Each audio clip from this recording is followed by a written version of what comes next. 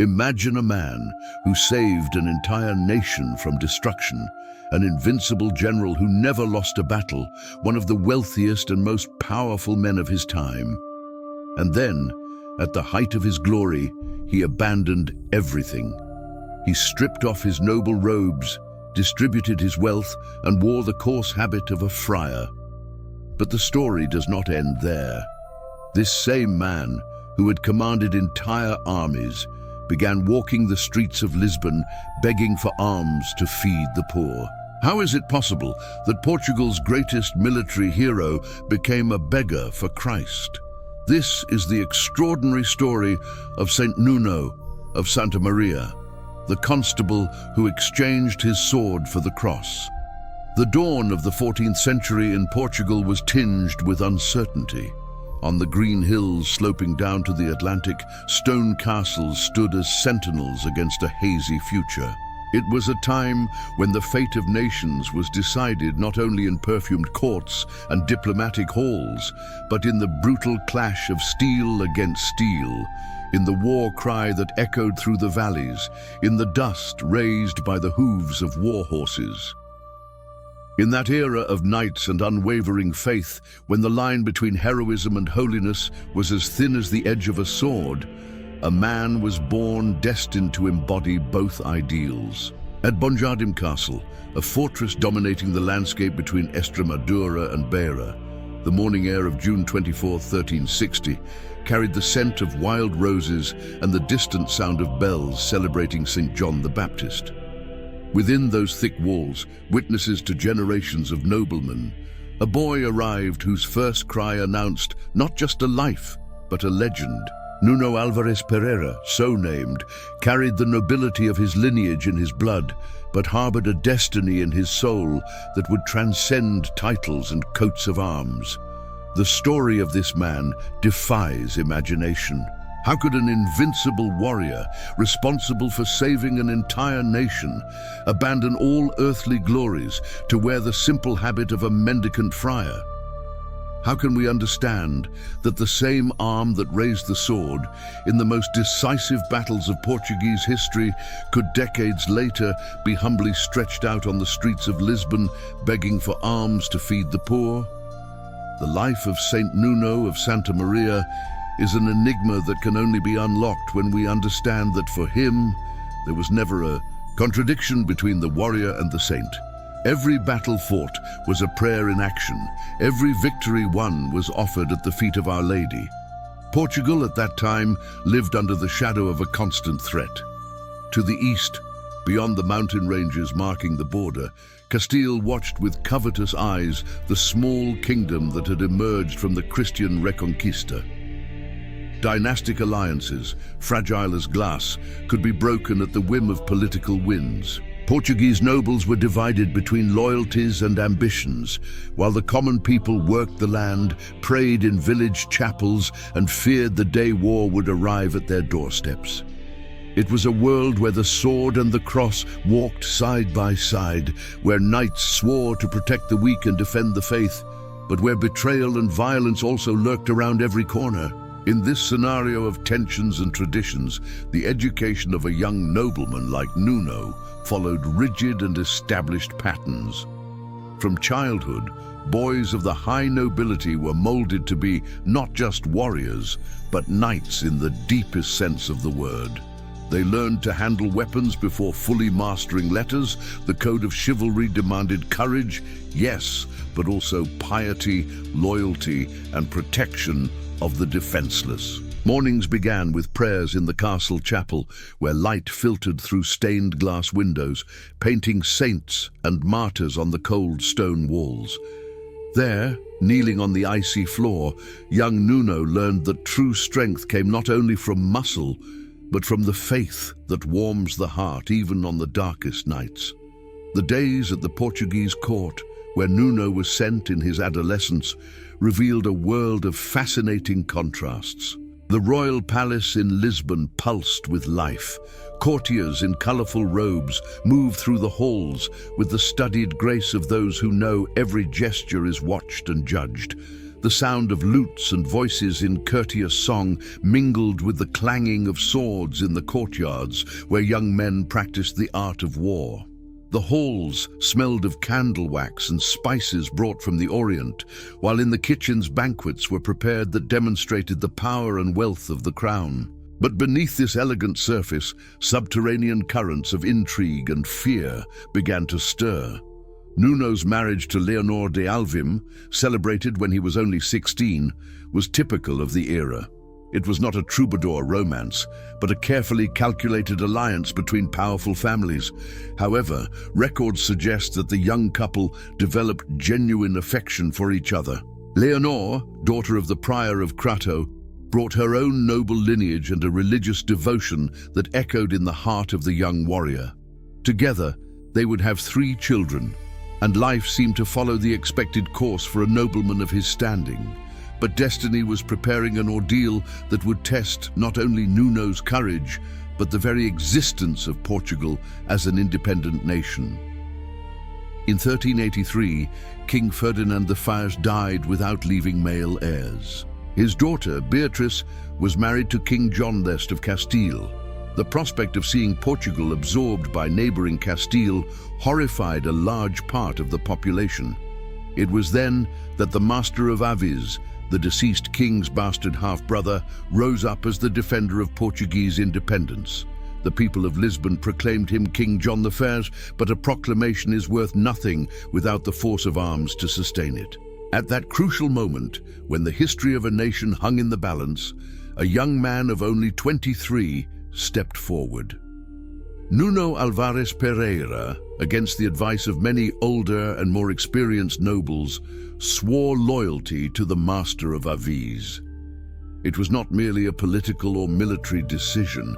For Nuno, defending Portugal meant defending the will of God. It meant protecting the Christian flock against those he considered usurpers. John A, recognizing the young nobleman's talent and determination, appointed him Constable of the Realm, the highest military position in the nation. It was an overwhelming responsibility for someone so young, but Nuno accepted it with the same faith with which a crusader wielded the cross. The first battles were bloody and uncertain. The Castilian army was numerous and well-equipped, while the Portuguese forces were smaller and often composed of improvised soldiers. But Nuno possessed something that numbers could not measure: an absolute conviction that he was fighting on the right side, and a devotion to the Virgin Mary that transformed every combat into an act of faith. Before every battle, he would kneel in prayer, sometimes for hours, asking for the protection of Our Lady. It was not superstition, but a personal relationship with the divine that gave meaning to every blow struck, to every life taken on the battlefield. The boy grew up within stone walls that guarded centuries of history. Bonjardim Castle was not just a residence, it was a complete world, with its sunny courtyards, its watchtowers, its silent chapels, and its damp cellars where provisions and weapons were stored. Nuno learned to run through the narrow corridors, his small bare feet echoing on the cold flagstones. The nurses told stories of knights and saints, mixing ancient legends with Christian teachings in such a way that the boy would not know where the story ended and faith began. His father, Álvaro Gonçalves Pereira, was a man of multiple facets. Prior of the Hospitaller Order, an experienced warrior and father of a numerous progeny, he embodied the contradictions of an era when religious vows did not always preclude family life. From his mother, Iria Gonçalves do Carvalhal, Nuno inherited tenderness and a Marian devotion that would mark his entire existence. She taught him to pray the rosary as a child, and those beads sliding between small fingers became a constant in his life. The days of his childhood followed a rhythm established by the sunlight and the church bells. At dawn, the family gathered in the chapel for morning prayers. Young Nuno knelt beside his siblings, his eyes fixed on the painted images of the saints who seemed to watch him from the walls. The candlelight trembled, making the shadows dance, and incense curled in fragrant spirals toward the vaulted ceiling. There, in that silence punctuated only by murmured prayers, something was forming in the boy's heart. It was not just obedience to rituals, but a gradual awakening to a presence he did not yet know how to name, but which he already felt filling those moments of quietude. After morning prayers, lessons began. An aged chaplain, with a long beard and trembling hands, taught him Latin and the scriptures. Nuno proved to be a dedicated student, memorizing entire psalms and reciting them with a seriousness that impressed the adults. But the boy was also full of energy and curiosity. In his free time, he explored every corner of the castle, discovering secret passages, climbing the battlements to observe the landscape that stretched as far as the eye could see. From the age of 7, his education took a more martial turn. A master of arms, a veteran of countless campaigns, began teaching him how to handle a sword. The first lessons were with wooden weapons, but even so, Nuno took the practice with absolute seriousness. His small arms trembled with the effort of lifting the weight, but he did not give up. The master watched with approval, seeing in the boy not just determination, but something more, a willingness to dedicate himself completely to every task, an intensity that was rare even among the children of the warrior nobility. At 13, according to the custom of the time, Nuno was sent to the royal court. Becoming a page to Queen Leonor Teles was an honor that many noble families coveted. It meant not only proximity to power, but also the opportunity to refine manners, learn the intricate protocols of court life, and above all, establish connections that could define a young nobleman's future. Lisbon greeted the teenager with an assault on the senses. Coming from the relatively isolated environment of the family castle, Nuno suddenly found himself immersed in the whirlwind of the capital. The narrow streets teemed with life. Merchants hawked their wares in strident voices. Sun-tanned sailors told stories of distant lands. Franciscan friars walked barefoot among the crowd. Beggars stretched out supplicating hands on the corners. The smell of the sea mixed with the aromas of bakeries, taverns and tanneries. The Tagus River shone like liquid silver under the sun, dotted with the sails of ships bringing riches from all the known world. The royal palace was a universe unto itself. Behind its thick walls, rigid etiquette governed every movement, every word, every glance. Nuno quickly learned that at court, silence could be more eloquent than speech, and that a gesture at the wrong moment could mean disgrace. As a page, his duties were varied, serving at table during banquets, accompanying the queen on her outings, transmitting messages between nobles. It was a job that required constant attention and absolute discretion, but young Nuno did not let himself be corrupted by the court environment, where intrigue and falsehood often prevailed over honesty. While other pages learned to lie easily and flatter the powerful, he maintained an integrity that drew attention. He performed his duties efficiently, but in his free hours he sought out the palace chapel. There, away from futile conversations and political conspiracies, he found peace.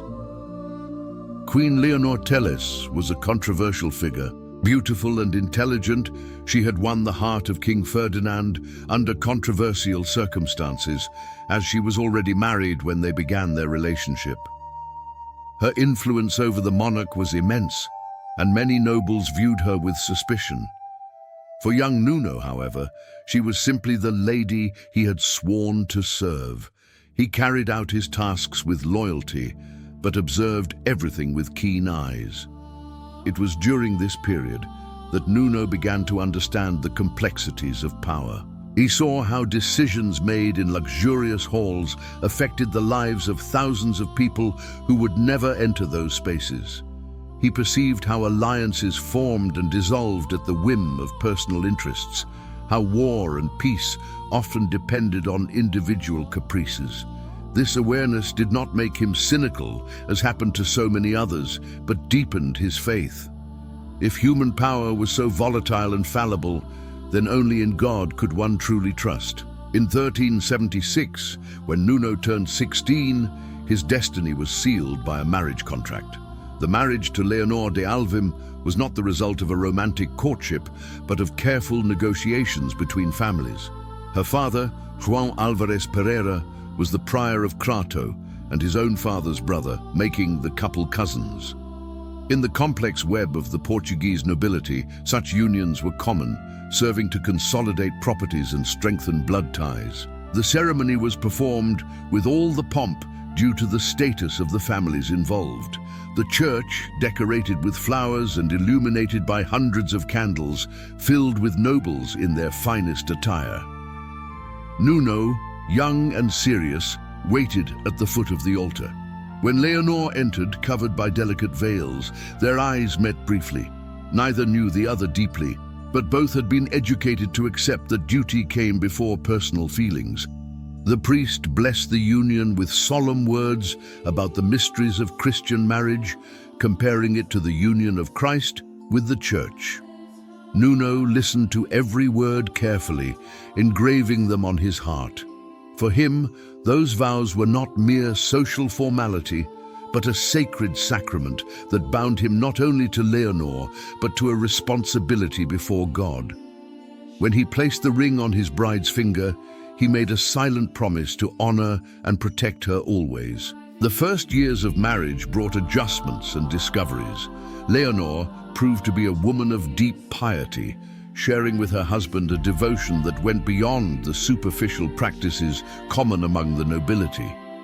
Together, they prayed the canonical hours, attended masses with genuine fervor, and practiced charity discreetly but constantly.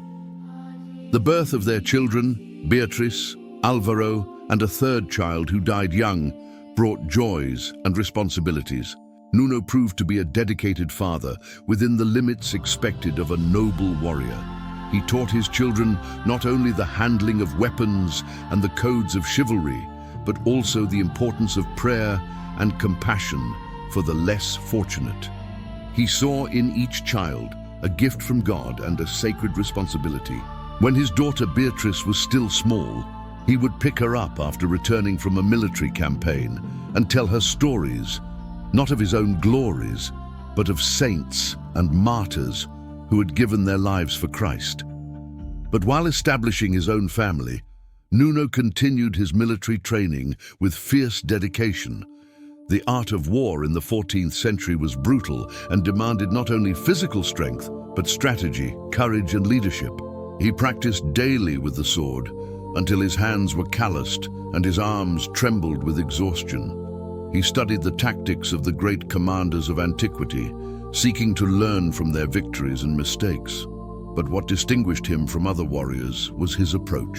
For Nuno, becoming a great warrior was not an end in itself, but a means to serve God and protect his people. The year 1383 arrived like a dark cloud over Portugal. King Ferdinand I, who had governed the realm for 15 years amidst wars and instability, agonized on his deathbed. Everyone knew his death would trigger an unprecedented crisis. He had no sons, only one daughter, Beatrice, married to King John I of Castile. Portuguese succession law was ambiguous about female inheritance, especially when the heiress was married to a foreign monarch. In October 1383, Ferdinand breathed his last. Queen Leonor Teles assumed the regency on behalf of her daughter, but her unpopularity was enormous. The people of Lisbon viewed the prospect of being governed by Castile with horror.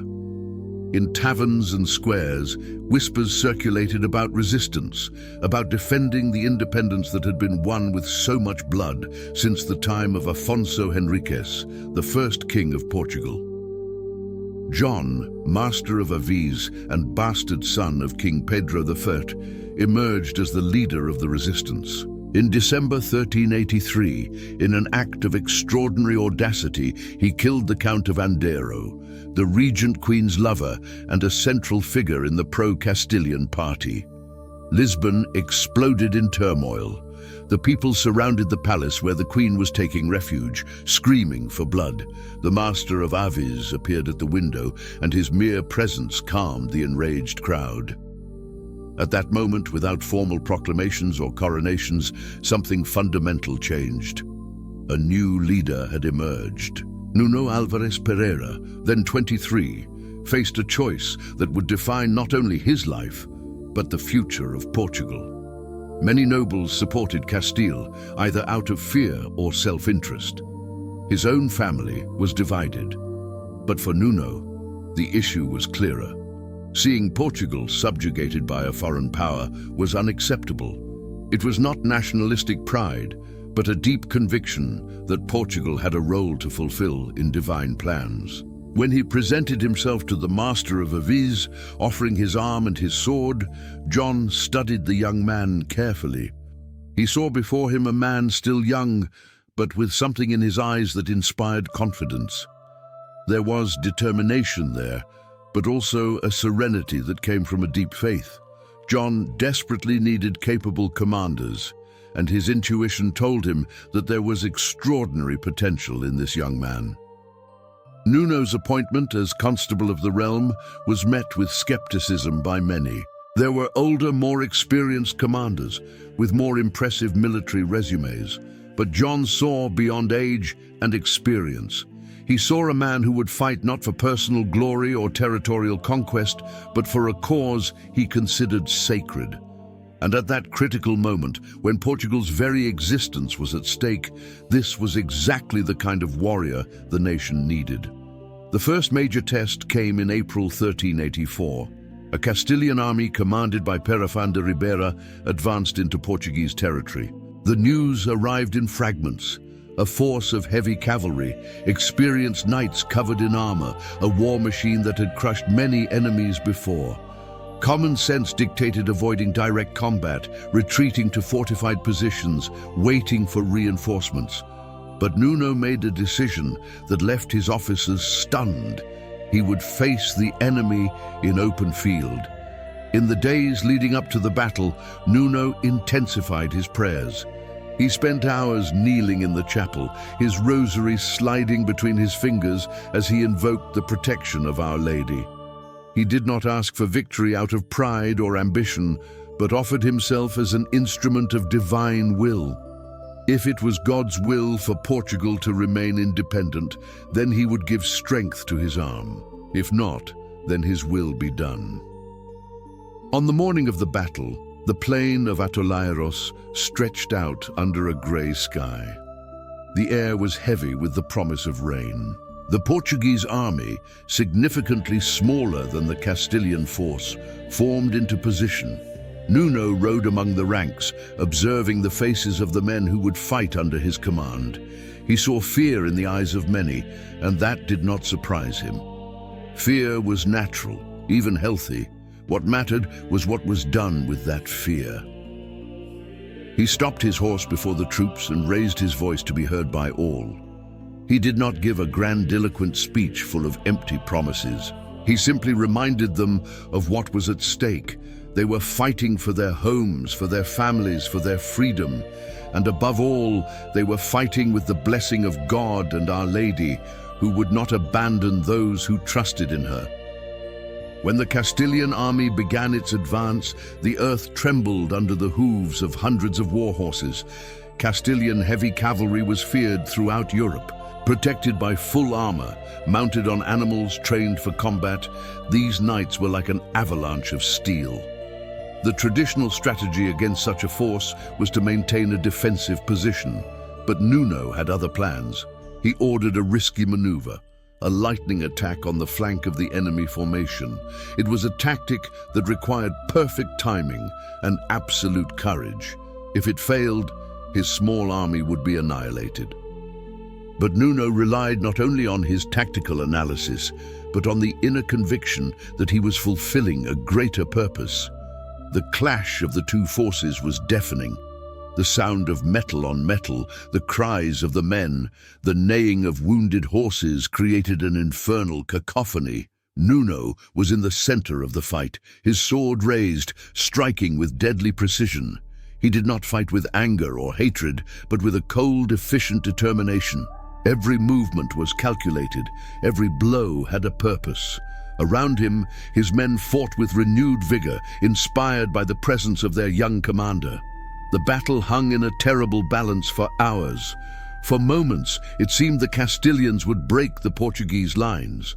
But Nuno was everywhere, regrouping his troops, leading charges at critical points, his voice cutting through the chaos. And then, as the sun began to decline on the horizon, something extraordinary happened. The Castilian army began to retreat. The victory at Atoleiros was complete. Perafan de Ribera was taken prisoner, along with dozens of other Castilian nobles. The spoils were immense, but Nuno barely paid attention to the piles of captured weapons and armor. When the battle ended, he dismounted and, right there on the blood-stained field, knelt in prayer.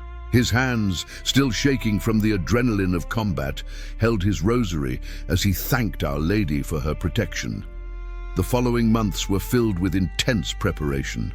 Castile would not accept the defeat at Atoleiros. King John I, humiliated by the loss of one of his best commanders, was gathering a much larger army. Portugal needed every soldier, every weapon, every ounce of courage it could muster. Nuno traveled tirelessly through the country, inspecting fortifications, training troops, organizing the defense. But amidst all these military concerns, he never neglected his spiritual life. Every day began with Mass, whenever possible. In military camps, where the harshness of campaign life could easily brutalize men, he maintained a discipline that included moments of communal prayer. His soldiers learned that the constable expected from them not only courage on the battlefield, but also decency in dealing with civilians and respect for religious rituals. There was something about Nuno's presence that inspired not just respect, but a form of reverence. He was not one of those commanders who needed to shout to be obeyed. He spoke softly, but with absolute authority. When he looked a soldier in the eyes, it was as if he saw beyond the surface, seeing the person's character. The men who served under his command felt they were part of something greater than themselves, a mission that transcended worldly concerns. Leonor, his wife, endured the long absences with the resignation characteristic of noble women of the time, but also with a deep understanding of her husband's character. She knew that Nuno did not fight for personal ambition or desire for glory. When he returned for brief visits, she often found him kneeling in prayer at night in the house chapel, his profile illuminated only by the flickering candles before the sacred images. August 1385 brought the final confrontation. King John I of Castile crossed the border with a massive army. Estimates at the time spoke of 30,000 men, although the real numbers were likely smaller, but still overwhelming. John I, recently crowned King of Portugal by the Cortes of Coimbra, had no more than 7,000 soldiers at his disposal. The odds were terrible. Nuno carefully chose the battle site, a plateau near the Alcobaça monastery, close to the village of Aljubarrota. The terrain favored defense, but even so, the numerical disparity was daunting. The night before the battle, he did not sleep. He spent the hours in vigil in the makeshift chapel in the camp, prostrate before a small image of Our Lady. He did not pray for his own survival, but for the salvation of Portugal. Tradition holds that night, Nuno had a mystical experience. In the profound silence of the early morning, he felt a presence that enveloped him like a protective cloak. He heard no audible words, but an unwavering certainty formed in his heart. Tomorrow, Portugal would be saved. Not by his skill as a commander, not by the courage of his soldiers, but by the direct intervention of the Virgin Mary.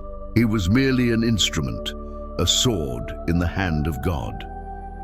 When the sun rose on the morning of August 14th, the feast of the Assumption of Our Lady, Nuno was serene. His officers, tense and worried, marveled at the constable's calm. He organized his troops into an innovative defensive formation, taking advantage of every benefit the terrain offered. He ordered small, disguised pits to be dug in front of the Portuguese lines, traps to break the legs of enemy horses. It was an unconventional, almost desperate tactic, but Nuno knew that against such a numerically superior enemy, every available resource had to be used. The Castilian vanguard appeared first, a wall of steel advancing under colorful banners. The sound was hypnotic and terrifying. The clanging of thousands of armor, the rhythmic beating of war drums, the shouts of commanders giving orders. The Portuguese army, small and vulnerable, watched the approach with heavy hearts. Nuno rode along the line, making himself visible to all. His armor shone under the sun, and on his helmet was painted an image of the Virgin Mary. When he spoke, his voice was clear and firm, without a trace of doubt. He reminded his men that they were fighting for justice, that God was with them, that the size of the enemy army did not matter, because a just cause was worth more than 1,000 spears. And then, raising his sword to the sky, he cried, "For Portugal and for Our Lady." The echo of that cry ran through the Portuguese ranks. Men who moments before trembled with fear felt something ignite in their chests. It was not just courage, it was faith. They believed, as their constable believed, that they were not alone on that field. The battle that followed was brutal beyond description. The Castilian cavalry launched itself against the Portuguese lines repeatedly, breaking itself against that human wall. The knights, in their heavy armor, stumbled into the hidden pits, falling and becoming easy targets for the Portuguese archers and spearmen. But there were so many enemies that even with losses, they kept coming. Nuno was at the most dangerous point of the line, where the combat was fiercest. His sword rose and fell incessantly, every blow precise and deadly. He felt no fatigue, no pain. It was as if he were in a state beyond the physical, moved by a force that came from outside himself. Around him men fell, friends and foes mingled in the bloody confusion, but he remained standing, a pillar of determination amidst the chaos. There was a moment at the height of the battle when a group of Castilian knights broke the Portuguese line.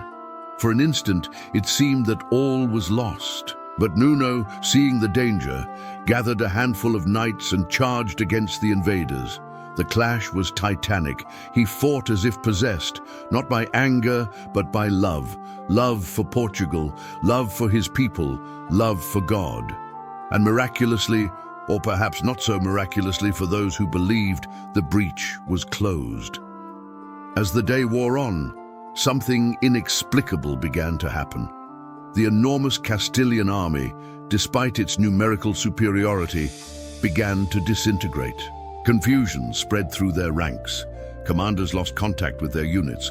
What should have been an easy victory turned into a nightmare. And when King John I finally ordered the retreat, it quickly turned into a rout. The field of Aljubarrota was covered with dead and wounded. The royal standard of Castile had been captured, an unimaginable humiliation. Portugal, against all odds, had won. The nation's independence was secured. Nuno, covered in blood that was not his own, dismounted when it became clear that the victory was complete. His knees touched the still warm, damp ground, and he bowed his head. Not in exhaustion, although his body was at its limit, but in deep gratitude. He knew, with absolute certainty, that that victory had not been human work. It was a miracle, a gift from the Virgin Mary to the people who had trusted in her. King John I, also exhausted but exultant, embraced his constable. There, on that battlefield, king and commander swore to build a monastery dedicated to Our Lady in gratitude for the victory. From that vow would be born Batalha, one of Christendom's most magnificent monuments, an eternal testament to that impossible day. In the years that followed Aljubarrota, Nuno Álvares Pereira's name became legendary. He led campaigns into Castile, taking the war into enemy territory. Each battle added more glory to his name. He became known as the Invincible Constable, The warrior who had never lost a combat, but military glory did not affect him the way it affected other men. While many victorious commanders became arrogant, thirsty for more conquests and more honors, Nuno remained essentially the same man who had knelt in the chapel before his first battle. Every victory was followed by long hours of prayer. Every campaign ended with thanksgiving to God. King John I showered him with honors and property. He became one of the wealthiest and most powerful men in Portugal. His domains extended over vast regions, including lands that gave him enormous revenues. Castles, entire villages, seigneurial rights, all of this was his. He could have lived in ostentatious luxury, surrounded by servants and flatterers, but that was not what he sought. In his own house, he maintained a simplicity that surprised visitors. His clothing was appropriate to his position, but without excess. His banquets were generous, but not extravagant, and a significant portion of his income went to charitable works. Hospitals, churches, convents, all received his generosity, but he made sure these donations were discreet, without public fanfare. His devotion to the Eucharist became increasingly profound. Whenever possible, he attended daily Mass, kneeling with the same humility as a simple peasant. When he received communion, tears frequently streamed down his face. It was a spectacle that impressed everyone. The fearsome warrior, whose hands had wielded the sword in so many battles, kneeling in adoration before the Blessed Sacrament. But not everything was victories and glories. Nuno's life also knew deep suffering. In 1387, his daughter Beatrice, whom he loved dearly, married Afonso, the illegitimate son of King John I. The marriage was arranged by the king as a way to further unite the royal family with that of the constable. But Beatrice, still very young, would soon face her own trials. Nuno observed the changes in the court with growing concern. Peace with Castile had been sealed with the marriage of John I to Philippa of Lancaster, an English princess of great virtue. She was an admirable queen, and Nuno respected her deeply. But the court, with its intrigues and ambitions, remained a place of subtle dangers. Leonor, his wife, became increasingly frail with age. The constant worries during the war years, the long separations, the fear for her husband's life, all had taken their toll. She, who had always shared Nuno's deep faith, turned even more intensely to prayer. Together, on silent nights, they knelt side by side in the private chapel, finding solace in the divine presence. In 1401, Leonor passed away. Her death was peaceful, surrounded by family and the church's sacraments. Nuno was by her side, holding her hand as she breathed her last. There were no shouts of despair or dramatic displays of grief. He wept silently, tears streaming down a face marked by so many battles, but his lips moved in prayer, commending his wife's soul to God's mercy. The mourning was profound, but not paralyzing. Nuno carried out all the funeral rites with due solemnity, ensuring that Leonor had a burial worthy of her position, and more importantly, her piety. But while organizing these ceremonies, something was crystallizing in his heart. Leonor's death had broken the last tie holding him to the secular world. For years, he had felt the call to a more radical life of dedication to God. Now, in his 40s, widowed and with his children established, there was no reason left to postpone it. The decision he made shocked everyone who knew him. Nuno Álvares Pereira, the Constable of Portugal, the savior of the nation, the wealthiest and most powerful man in the realm after the king himself, would renounce everything. It was not an impulsive or emotional decision.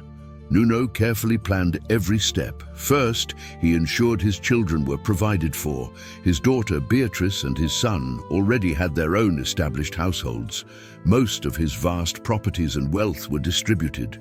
Churches, convents, hospitals received generous donations. The poor, who had always been beneficiaries of his charity, now received even more. When he announced his decision to King John I, there was a moment of stunned silence. The king, who had shared so many dangers with Nuno, who literally owed him the crown, tried to dissuade him. He needed him. Portugal needed him. But Nuno, with the same gentle firmness he had used to command armies, explained that there was another battle he needed to fight, an enemy more dangerous than all the armies of Castile, his own imperfection before God. The king, though reluctant, recognized that he could not, and perhaps should not, prevent this decision. If Nuno felt called by God, who was he to intervene? With tears in his eyes, John re-embraced his old companion in arms, wishing him that he would find in religious life the same glory he had found on the battlefields. In 1423, at the age of 63, Nuno Álvares Pereira entered the Carmo convent in Lisbon, the very convent whose construction he had overseen decades earlier. He entered not as a noble benefactor making a visit, but as a novice, ready to submit to religious discipline. He stripped off his nobleman's robes and donned the coarse habit of the Carmelites. In that moment, symbolically, Nuno Álvares Pereira died and Friar Nuno of Santa Maria was born. The transformation was radical and total. The man who had slept in campaign tents, but also in luxurious palaces, now occupied a simple monastic cell, furnished only with a narrow cot, a crucifix on the wall, and a small table for his devotions. The hands that had wielded the sword now held only the rosary and the breviary. The adaptation to religious life was not without challenges. Nuno was accustomed to giving orders, making decisions, leading. Now he had to obey, follow the established routine, submit his will to that of the convent superior. For a man of his temperament and history, it could have been humiliating. But he embraced this humiliation as a grace, recognizing in it an opportunity to crucify the pride he had always considered his greatest inner enemy. The friars of the convent, initially intimidated by the presence of the legendary constable in their ranks, soon discovered that Friar Nuno was the most humble among them. He did not seek privileges or special treatment. On the contrary, he chose the lowest and most despised tasks. He cleaned the corridors, washed the dishes in the kitchen, cared for the sick with his own hands. But it was in prayer that Friar Nuno truly excelled. He spent hours prostrate before the Blessed Sacrament, motionless as a statue, so absorbed in contemplation that he seemed oblivious to the world around him. His devotion to the Virgin Mary, always intense, became even deeper. He prayed the rosary multiple times a day, meditating on each mystery with an intensity that revealed years of practice.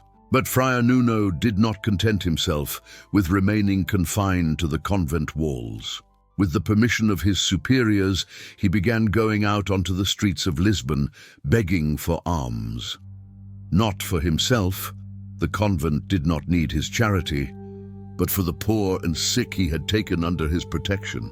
The sight was extraordinary and touching.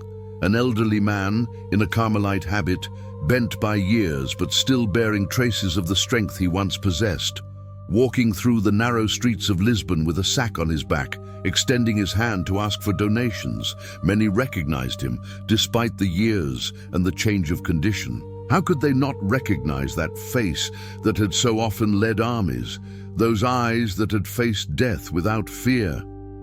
Initially, there was something awkward about these encounters. Nobles who had once followed him into battle, merchants who had prospered under the peace he had helped secure, old soldiers who had fought under his command, all were astonished to see him begging for alms. Some tried to give him generous donations, almost desperate to mitigate what they saw as incomprehensible degradation. But Friar Nuno accepted the donations, large or small, with the same serene gratitude. He explained with infinite patience that there was no degradation in his new life, only liberation. The glories of the world which he had once possessed in abundance proved empty compared to the joy of serving Christ in the poor. True nobility, he said, lay not in titles or riches, but in charity and humility. The Carmo convent, under Friar Nuno's influence, became an unprecedented center of charity. The poor of Lisbon knew they would find there not only food and shelter, but dignity and respect. Friar Nuno personally served meals to the indigent, sitting with them, listening to their stories, treating each one as a brother in Christ. He had special care for the sick. At that time, diseases were often seen as divine punishment or signs of impurity. The sick, especially those with repulsive ailments, were avoided and marginalized. But Friar Nuno approached them without hesitation. He washed their wounds with his own hands, changed their dressings, comforted them with words of hope. It is said that there was one man in particular, covered in festering sores, whose smell was so strong that no one could approach him. Friar Nuno not only cared for him, but did so with a tenderness that moved everyone who witnessed it. When someone asked him how he could endure it, he simply replied, "I see Christ in each of them. How could I turn away?" These were not empty words or pious poses. There was an authenticity in him that could not be faked. People realized that for Friar Nuno, serving the poor was not a religious duty reluctantly performed, but a genuine joy. He had found in that life of total self-denial a happiness he had never experienced in the days of military glory. As the years passed, Friar Nuno's body began to show the effects of a lifetime of hard work and penances, but his spiritual energy seemed only to grow. Even when age made it difficult for him to leave the convent, he continued to receive the poor who came to him, offering not only material aid, but spiritual advice and comfort. Many people, nobles and commoners, sought his guidance. As someone who had experienced both the pinnacles of worldly success and the depths of religious humility, he had a unique perspective on life. His words were simple, without elaborate theological pretensions, but charged with a wisdom that came from lived experience. To young men who dreamed of military glory, he did not discourage their aspirations, but reminded them that true courage lay in serving God and neighbor, not in seeking personal fame. To the rich who came to consult about their spiritual lives, he spoke frankly about the danger of riches, not because they were evil in themselves, but because they easily became chains that bound the heart to the earth. The year 1431 arrived with Friar Nuno growing weaker. He was 71, an advanced age for that time, especially considering the intense life he had led. But his mind remained clear and his faith unwavering. When he realized death was approaching, he asked to receive the last sacraments. News that the old constable was dying spread quickly through Lisbon. People of all social classes converged on the Carmo convent. The crowd was so large that authorities had to organize access to the convent to prevent chaos. Everyone wanted to bid farewell to the man who had saved Portugal and who afterward had shown a different path to holiness. Friar Nuno, lying on his simple cot, received visitors with serenity. There was no fear in his eyes, only profound peace. When King John I himself, elderly, came to visit him, the two old friends talked in private. It is not known what they said to each other, but when the king left the cell, there were tears on his face. On the morning of April 1st, 1431, Easter Wednesday, Friar Nuno of Santa Maria breathed his last. He was surrounded by his Carmelite brothers who were praying the office for the dying. His last words, according to witnesses, were an invocation to Our Lady. "Mary, Mother of God, pray for me." Friar Nuno's death triggered an unprecedented wave of popular veneration. Stories of miracles attributed to his intercession immediately began circulating. The sick who touched his habit claimed to be cured. People who prayed before his tomb reported receiving graces. The church where he was buried became a place of pilgrimage. For centuries, the Portuguese people venerated him as a saint, even without formal canonization. His example inspired generations. The warrior who became a beggar, the nobleman who chose poverty, the invincible general who knelt to wash the feet of the poor. His story defied conventions and pointed to deeper truths about the meaning of human greatness. The formal process of canonization, begun in the 15th century, faced the bureaucratic complexities typical of such processes. But the faith of the people did not need official confirmation. Nuno Álvares Pereira was already a saint in the hearts of the Portuguese. His name was invoked in times of national danger, his life recounted as an example of heroic virtue. Finally, in 2009, 5 centuries after his death, Pope Benedict XVI officially recognized what the people had always known. Nuno Álvares Pereira was a saint. The canonization of Saint Nuno of Santa Maria was celebrated with joy throughout Portugal. The date of his liturgical feast was set for November 6th, the day the Universal Church celebrates this extraordinary man. The life of Saint Nuno of Santa Maria continues to resonate through the centuries because it touches something fundamental in the human experience. He lived the 2 great vocations that seemed to oppose each other, but which united harmoniously in him. The vocation to active service in the world and the vocation to contemplation and self-denial. He was a warrior and a mystic, a general and a beggar, a nobleman and a friar. His example teaches us that holiness is not the patrimony of a specific type of person or vocation. One can be a saint on the battlefield or in the monastic cell, in palaces or on the streets begging for alms. What matters is not the external circumstances, but the inner disposition to seek and serve God in everything. The radical transformation of his life at 63 also reminds us that it is never too late to start over, to seek a deeper authenticity, to answer the divine call. Nuno did not wait for youth or middle age to surrender entirely to God. He did it when he was already a mature man, with a lifetime of achievements behind him. His particular devotion to the Virgin Mary reveals the source of his strength. In every battle, in every important decision, in every moment of his religious life, he turned to the one he called Mother. It was not a sentimental or superstitious devotion, but a profound and filial trust. Mary was for him the safest path to Christ, and through Christ to the Father. The heroic charity he demonstrated as Friar Nuno challenges us to rethink our own attitudes toward the poor and marginalized.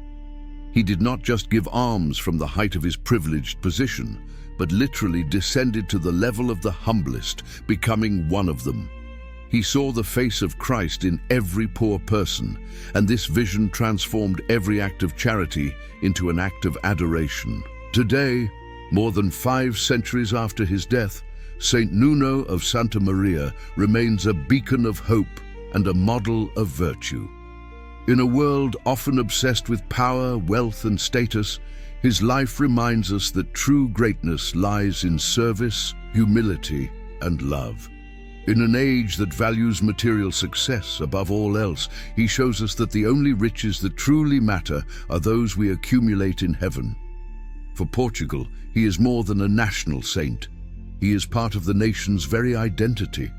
The country he helped save never forgot him, but his example transcends national borders. St. Nuno of Santa Maria belongs to the Universal Church, a living testimony that the union between active and contemplative life, between martial courage and compassionate tenderness, between worldly greatness and evangelical humility is not only possible, but is the path to true holiness. May his intercession continue to inspire and strengthen all those who seek to live their Christian faith authentically.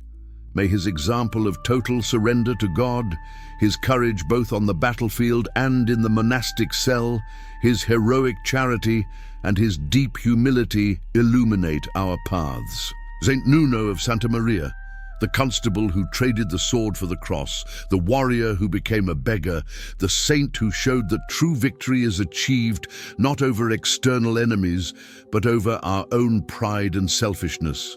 Pray for us. Prayer.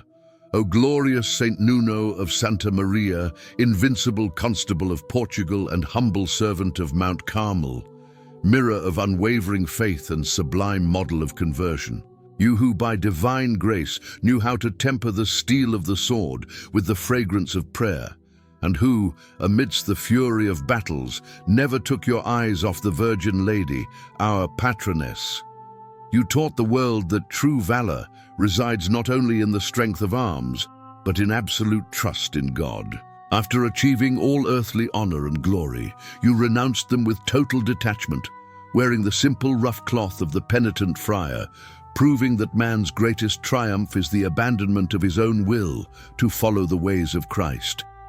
Intercede for us, valiant patron, so that we may not falter in the struggle against the hostilities of the soul and the world. Grant us your spiritual courage to repel temptations and your monastic humility to accept the cross of each day. Grant us the grace to strip ourselves of fleeting vanities, just as you stripped yourselves of your titles and riches, so that our only treasure may be the kingdom of heaven. O Saint Nuno, obtain for us from God final perseverance in devotion to the Immaculate Mother of God, so that our earthly militancy ended, we may share eternal beatitude with you. Amen. My prayer, O Lord our God, in elevated gratitude, we lift our hearts to thank you for the gift of life and the privilege of carrying forth your love through the stories that inspire and transform us. We thank you, Father, for granting us the strength, wisdom, and courage to share the teachings of your gospel through this channel, which has been a beacon of hope and light amidst the adversities of the world. Lord, we recognize that every life is a precious gift, and we are grateful for every moment granted to us to witness and propagate your word. May every story told, every message of faith, and every divine teaching reach hearts thirsty for love, truth, and reconciliation. We thank you for the inspiration that guides us, for the blessings that multiply, and for the opportunity to contribute to the dissemination of Christianity, bringing the light of your love to those seeking direction and consolation. May through these narratives we be able to touch lives, strengthen faith, and create a community united in the search for the peace and truth that only you can offer. May your grace continue to illuminate us, and may we be instruments of your mercy and compassion, reflecting the beauty of your love in every word and gesture. In the name of Jesus, our Savior, we thank you for allowing us to participate in this sacred mission. Amen. And so ends the extraordinary journey of Saint Nuno of Santa Maria, the Constable of Portugal, who taught the world a lesson that echoes through the centuries. True greatness lies not in the power accumulated, but in the love given. The life of this holy warrior reveals a profound truth that defies the logic of the world. While society teaches to climb ever higher, to accumulate ever more wealth, to seek ever more recognition, Nuno Álvares Pereira chose the opposite path. At the moment he could have settled into his glory, he descended. He descended to the level of the humblest, the most forgotten, the most despised. And it was precisely in that descent that he found true ascent. How many times in life do we find ourselves bound to the fleeting glories of this world? How many times do we measure our worth by what we possess, by the position we hold, by the recognition we receive? The story of Saint Nuno confronts us with an uncomfortable but necessary question: what truly matters at the end of it all? This extraordinary man did not abandon his responsibilities when he served as constable. On the contrary, he devoted himself entirely to the mission of saving Portugal, fighting with superhuman courage, demonstrating a military skill that made him invincible. But he always knew that those victories, however glorious, were only part of a larger journey. Every battle won was a prayer in action. Every military strategy was entrusted to the hands of Our Lady. What is most striking about the life of St. Nuno is the absolute coherence between his faith and his actions. He was not one of those Sunday Christians who separate spiritual life from practical life. For him, everything was a single integrated reality. He prayed before every battle, not out of superstition, but as an acknowledgement that, without God, he could do nothing. And when the time came to trade the sword for the cross, he did not hesitate, because he always knew that this would be the true victory of his life. The radical transformation at 63 teaches us that it is never too late to respond to God's call in a deeper way. How many people think they are too old to make significant changes in their lives? How many settle, thinking it is too late to seek holiness? St. Nuno proves that God's time is not our time, and that every moment of life can be a new beginning. His filial devotion to Our Lady was the secret to all his strength. In every decisive moment, he turned to the one he had chosen as mother and queen. It was not a devotion empty of beautiful words, but an absolute and lived trust, day by day. Mary led him on the battlefields and then guided him to the paths of radical humility. The same Virgin who protected the warrior accompanied the beggar. And what an example of heroic charity he left us. He was not content to give alms from the height of his privileged position. He wished himself to become poor to serve the poor. He descended to their level, lived like them, begged for alms like them.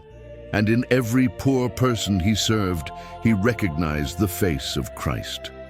This is the true revolution of the gospel, seeing Jesus in the smallest, the most forgotten, the most despised by society.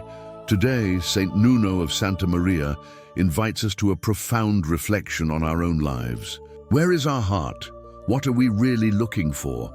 Are we willing to exchange the securities and glories of this world for the only wealth that does not perish? Do we have the courage to follow Christ to the final consequences, even if it means renouncing what the world considers valuable? The example of this Portuguese saint reminds us that holiness is not a matter of external circumstances, but of inner disposition. One can be a saint as a warrior, or as a friar, as a nobleman, or as a beggar. What matters is the total surrender to God, the sincere search for His will, generous love for neighbor. If this story touched your heart, if you felt that the life of St. Nuno has something to teach us today, subscribe to the Sacred Stories channel. Here you will find other inspiring biographies of saints who transformed the world through their heroic faith. Share this video with someone who needs to hear this extraordinary story. Leave your like so more people can discover the example of this warrior saint. And now, a question for you to reflect on and share in the comments. If you were in Nuno Álvares Pereira's place, having conquered everything the world has to offer, would you have the courage to renounce everything to follow God's call?